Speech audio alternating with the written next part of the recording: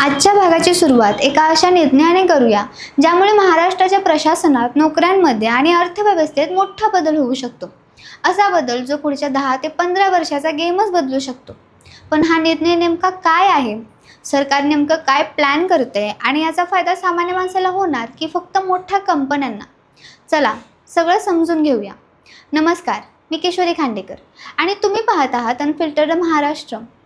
आज महाराष्ट्राच्या मंत्रिमंडळ बैठकीत असे 5 निर्णय घेण्यात आले जे फक्त आजच्या बातमीत नाही तर उद्याच्या महाराष्ट्राची दिशा ठरवणारे आहेत.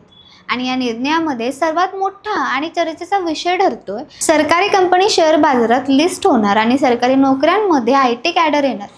पहिला मोठा निर्णय, महाराष्ट्रात इलेक्ट्रॉनिक्स, माहिती तंत्रज्ञान आणि कृत्रिम बुद्धिमत्ता यासाठी सर्वत्र मंत्रालयीन विभाग स्थापन होणार आहे. आता तुम्हाला वाटेल यामध्ये नवीन काय? आधीही IT विभाग होता, पण इथे मोठा ट्विस्ट आहे. आधी जो IT विभाग होता तो आता अपग्रेड होऊन एक स्वतंत्र शक्तिशाली विभाग बनणार आहे. म्हणजेच राज्य सरकार आता टेक्नॉलॉजीला केवळ सपोर्टिंग टूल म्हणून पाहत नाही तर मुख्य ड्रायव्हिंग फोर्स म्हणून वापरणार आहे. या नव्या विभागामुळे काय होणार? सर्वप्रथम राज्यातील सर्व मंत्रालये, जिल्हा प्रशासन आणि सरकारी कामकाज डिजिटल होणार. म्हणजेच फाईल्स, मंजुरी योजना सगळं काही अधिक वेगाने आणि पारदर्शकपणे होईल. पण यामध्ये सर्वात महत्त्वाचा भाग आहे IT कॅडर. होय, आता सरकारी नोकऱ्यांमध्ये एक नवीन कॅडर येणार आहे, IT कॅडर. याचा अर्थ काय? आजपर्यंत सरकारी नोकऱ्यांमध्ये IAS, IPS, MPSC अशा पारंपरिक कॅडरवर भर होता. पण आता सरकारला समजलं आहे की डिजिटल युगात टेक्नॉलॉजी एक्सपर्टशिवाय प्रशासन चालू शकत नाही. त्यामुळे आता सरकार स्वतःचे IT अधिकारी तयार करणार आहेत. यामुळे engineering, IT, AI, data science या क्षेत्रात शिकणाऱ्या विद्यार्थ्यांसाठी ही एक मोठी संधी आहे. कारण आता त्यांना प्रायव्हेट कंपन्या व्यतिरिक्त सरकारी क्षेत्रातही मोठ्या प्रमाणावर संधी मिळणार आहेत. आणि यामुळे महाराष्ट्रातील डिजिटल गव्हर्नन्सना एक वेगळीच गती मिळणार आहे. आता दुसऱ्या मोठ्या निर्णयाकडे वळूया. MRSAC म्हणजेच Maharashtra remote sensing application centre. ही संस्था आधी सोसायटी ॲक्ट अंतर्गत चालत होती, पण आता सरकारने ती कंपनीमध्ये रूपांतरित करण्याचा निर्णय घेतला आहे.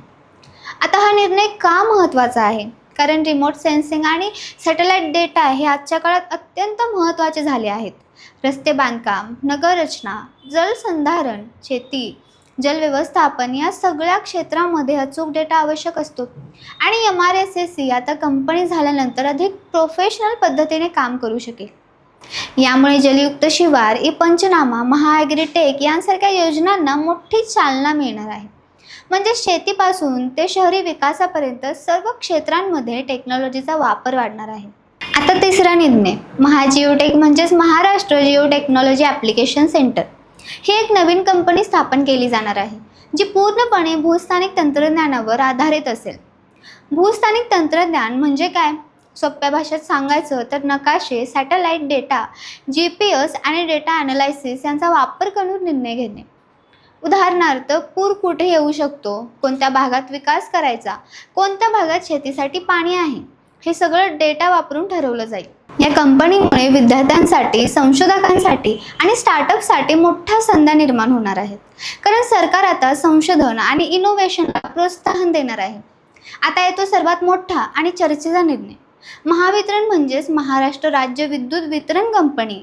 ही कंपनी आता आर्थिक अडचणीत आहे आणि सरकारने तिची आर्थिक पुनर्रचना करण्याचा निर्णय घेतला आहे. यामध्ये काय होणार? सर्वप्रथम 32,679 कोटींच्या कर्जासाठी सरकार भांडवली बाजारातून निधी उभारणार आहे.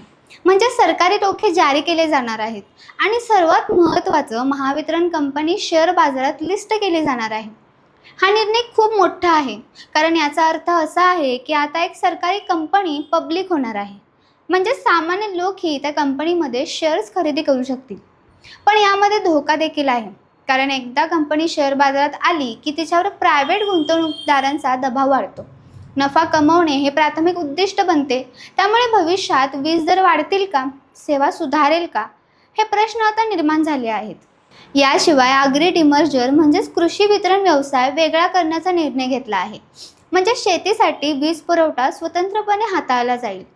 त्यामुळे शेतकऱ्यांना फायदा होईल की नाही हे येणाऱ्या काळात स्पष्ट होईल. आता शेवटचा आणि अत्यंत महत्त्वाचा निर्णय, MRDP म्हणजेच महाराष्ट्र प्रतिसादक्षम विकास कार्यक्रम. हा कार्यक्रम विशेषतः आपत्ती व्यवस्थापनासाठी तयार करण्यात आला आहे.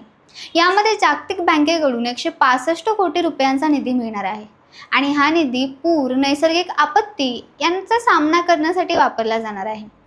विशेषतः कोल्हापूर, सांगली, इचलकरंजी आणि कृष्णा खोऱ्यातील भागांमध्ये पुराचा धोका कमी करण्यासाठी मोठे प्रकल्प राबवले जाणार आहेत.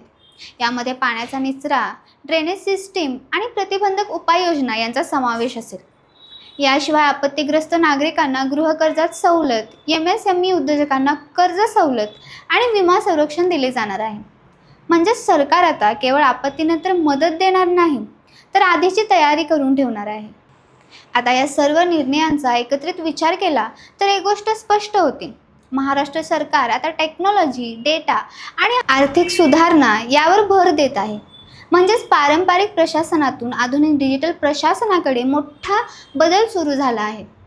पण इथे एक मोठा प्रश्न उभा राहतो. हे निर्णय खरोखरच जमिनीवर उतरतील का, की हे फक्त कागदावरच राहतील? कारण याआधीही अनेक योजना जाहीर झाल्या, पण त्यांची अंमलबजावणी झाली नाही. तसंच महावितरण प्रायव्हेटायझेशन सारखं पाऊल भविष्यात सामान्य नागरिकांसाठी महाग ठरणार का? IT कॅडर खरोखरच रोजगार निर्माण करणार का? आणि MRDP सारख्या योजना पूरग्रस्त भागांना खरोखरच दिलासा देणार का? हे सगळे येणाऱ्या काळात स्पष्ट होईल. पण एक गोष्ट नक्की आहे, आज घेतलेले हे निर्णय महाराष्ट्राच्या भविष्यासाठी खूप महत्त्वाचे आहेत. तर तुम्हाला काय वाटतं? हे निर्णय महाराष्ट्राला पुढे नेतील की नवीन समस्या निर्माण करतील? तुमचं मत कमेंटमध्ये नक्की सांगा. आणि अशाच महत्त्वाच्या बातम्यांसाठी चॅनलला सबस्क्राईब करा. आणि इथं आपण फक्त बातम्या सांगत नाही, तर त्यामागचं सत्य उलगडतो. धन्यवाद.